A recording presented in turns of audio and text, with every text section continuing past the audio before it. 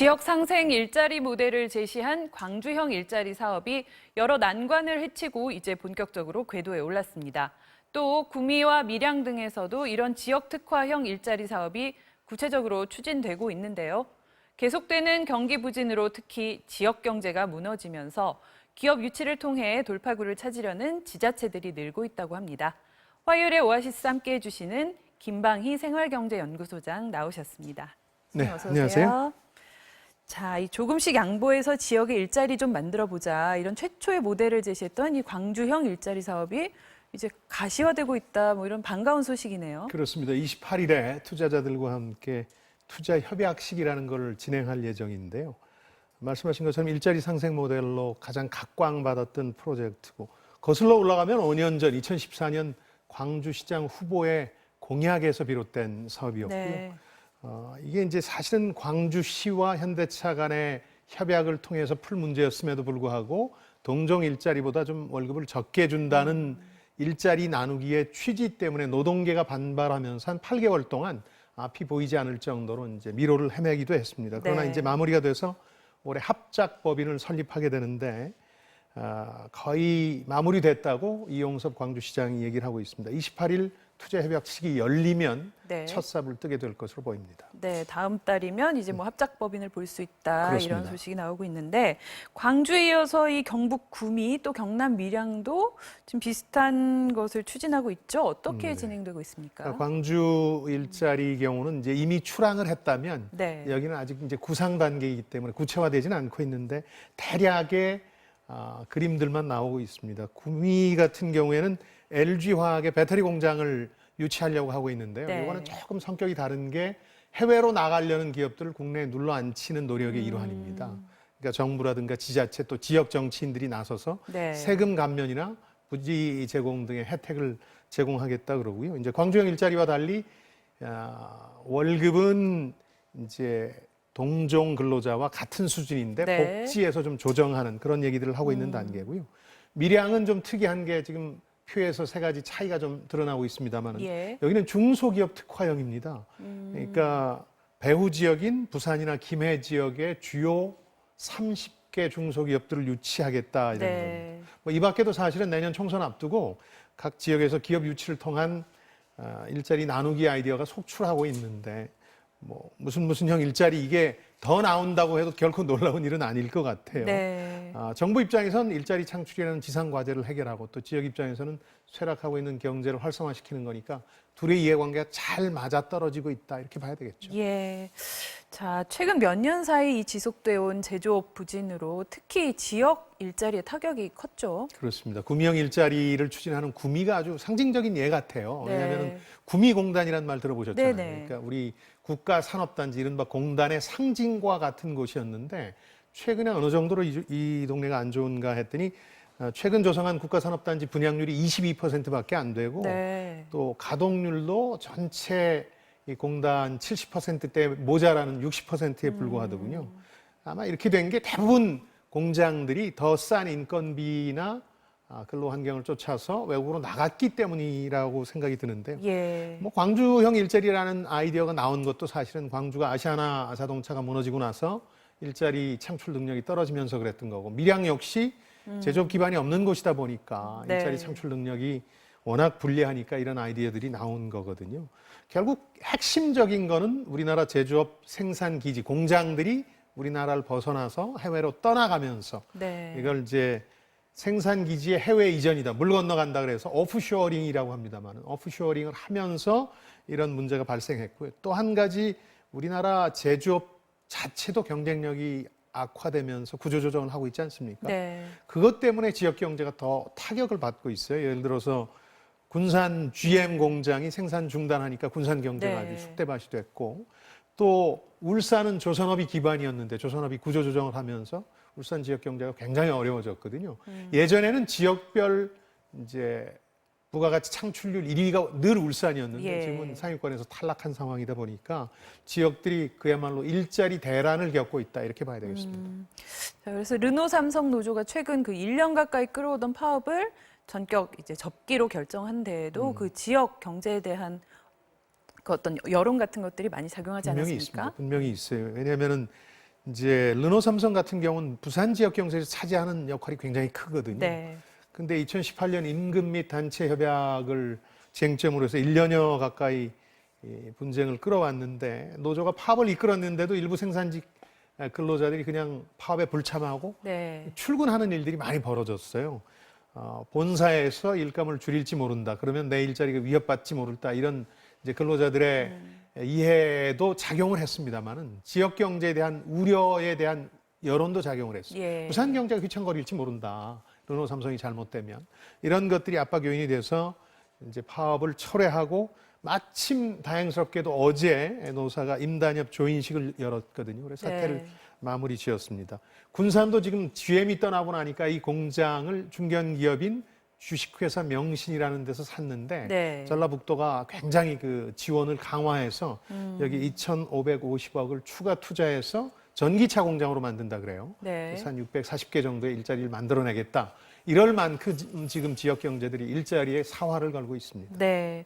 또 얼마 전 네이버가 경기도 용인 지역에 데이터 센터를 건립하겠다고 했다가 이제 무산이 되는 것 같으니까 지금 다른 지역 지자체들이 상당히 눈독을 들이고 있다고 하죠. 예전 같으면 사실 상상할 수 없는 상황인데요. 네. 어느 지역에서 계획을 철회한 곳을 우리 지역으로 와라 이렇게 두 손 벌려서 환영하는 경우인데 네. 흥미롭습니다. 데이터 센터라는 게 인터넷 서비스 기업의 심장부 같은 역할을 하는 건데 예. 네이버는 춘천에 하나가 있어요. 근데 용인에다가 2017년 6월에 한 2.5배 정도 되는 춘천에 그리고 5천여 명의 고용 유발 효과를 가지는 데이터 센터를 건설하려고 했었죠. 그런데 일부 주민들이 반대를 했어요. 왜냐하면 네. 인터넷 데이터 센터니까 아주 고압의 전기를 공급해줘야 되는데 예. 그게 유해 시설이다.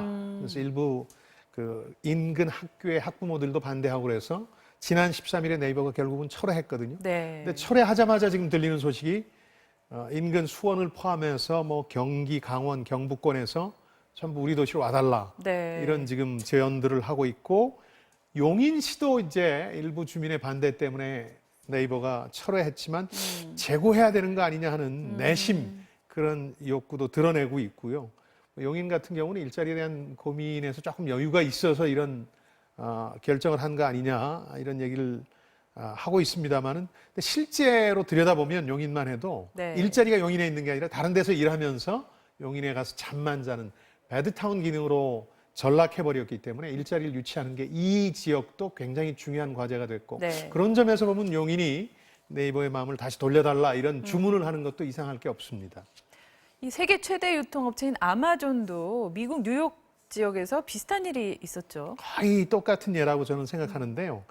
이제 아마존이 세계 최대 공룡 유통업체인데 제2의 본사, 첫째 본사가 시애틀에 있으니까 제2의 본사를 만들겠다 이렇게 공표를 하니까 미 전역에서 30개 도시가 달려들었거든요. 최종적으로 지난해 말에 2개를 결정했어요. 하나는 뉴욕 퀸즈주의 쇠락한 관광지였던 롱아일랜드 시티라는 데하고 워싱턴 DC 인근의 내셔널 랜딩이라는 데를 정했는데 문제는 그 롱아일랜드의 경우 일부 주민이 반대했어요. 네. 왜냐하면 너무 많은 혜택을 주면서 유인해야 되느냐 하는 거 하나 하고 부동산 값 폭등하면 주민들 삶의 질만 나빠진다 그래서 반대를 했는데 그래서 철회를 했는데 그러다 보니까 또 일자리를 바라는 많은 주민과 지자체는 재고해달라, 다시 와달라 이런 목소리를 내고 있고 네. 주민 간의 갈등이 벌어지는 거예요.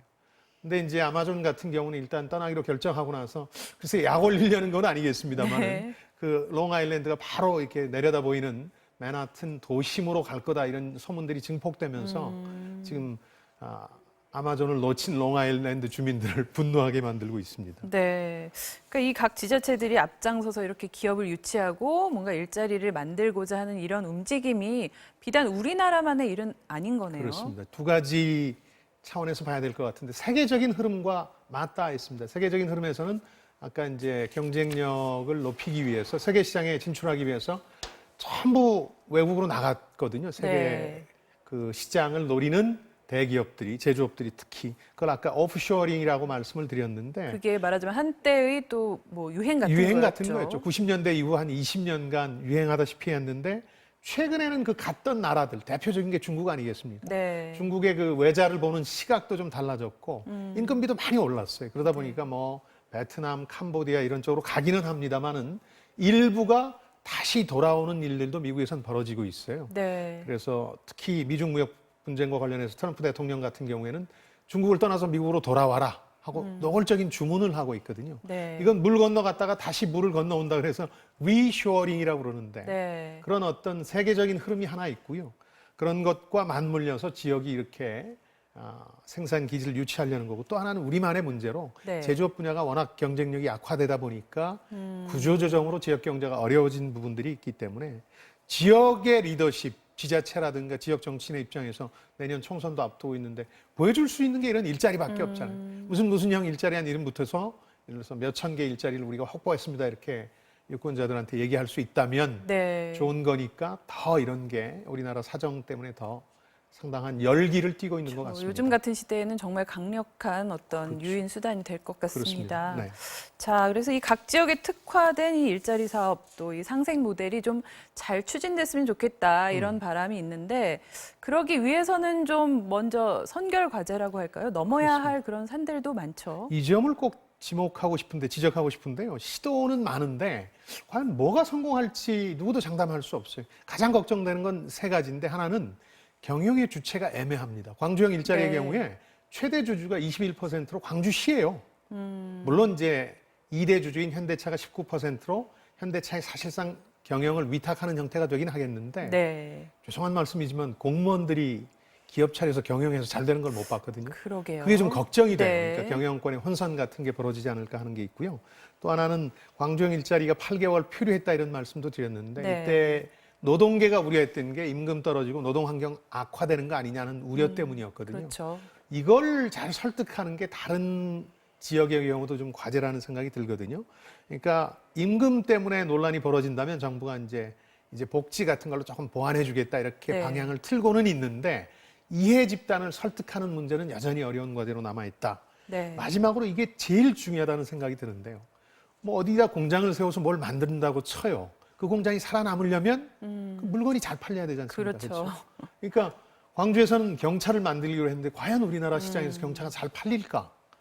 그러니까 결국은 경영도 잘해야 되지만 소비자들한테 사랑받아서 상품이 잘 팔리도록 하는 거. 네. 이걸 지자체나 기업들이 신경을 많이 써야 되겠죠. 네.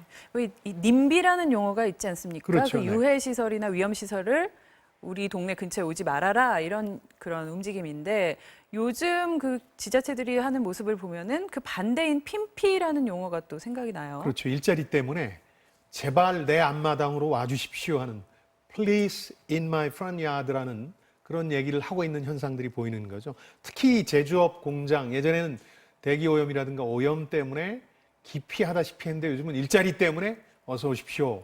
예전과는 완전히 지역의 정서가 좀 달라지고 있다 이렇게 보시면 되겠습니다. 네.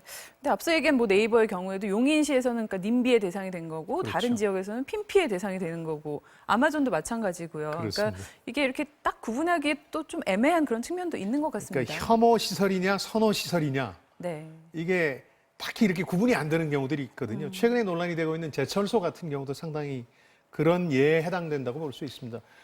대기 오염 물질을 안전 밸브를 틀 때 이 고로에서 네. 발생시키니까 주민들이 반발하고 그러다 보니까 지자체가 4월에 이제 조업 중단이라는 극적인 조처를 내렸거든요. 행정처분을 네, 내렸는데 네. 근데 이 고로 쇳물을 움직이는 경우는 조업 중단을 열흘간 하게 되면 한 달간 식어버리기 때문에 네. 그 이상 재개하는데 어려움을 겪거든요. 수천억의 손해가 발생할 수 있다 이런 주장들이 나오고 철강협회가 반발하니까 최근 들어서는 좀 물러서고 있거든요. 네네. 환경부는 절충안으로 이제 협의체를 만들어서 의논해 보자 이런 입장이고 지자체들도 한 발짝 물러서서 그런 이제 절대 손실에 비하면 비교적 작은 네. 과징금으로 처분하겠다 이런 네. 움직임들이 있는데 이런 것들이 보여주는 것도 결국은 그 지역 경제에서 일자리를 제공해주는 생산기지, 공장, 제조업의 가치가 전과 달리 굉장히 높게 네. 평가되고 있다. 지역 정서가 한마디로 일자리 때문에 바뀌고 있다. 이런 증거라고 보시면 되겠습니다. 네. 자, 이 어려운 경제 상황 속에 일자리와 수익 창출이 절대적 가치가 되고 있죠. 자본의 논리로 인해 인권이나 노동, 환경과 같은 이 기본적 영역이 중대하게 침해되는 건 아닌지 우려도 되는데요. 하지만 과도하게 경직된 규제는 결국 기업 발목 잡기에 불과하다는 점도 동시에 고려돼야 할 것 같습니다. 김방희 생활경제연구소 장관은 여기서 인사드리겠습니다. 오늘도 고맙습니다. 네, 안녕히 계십시오.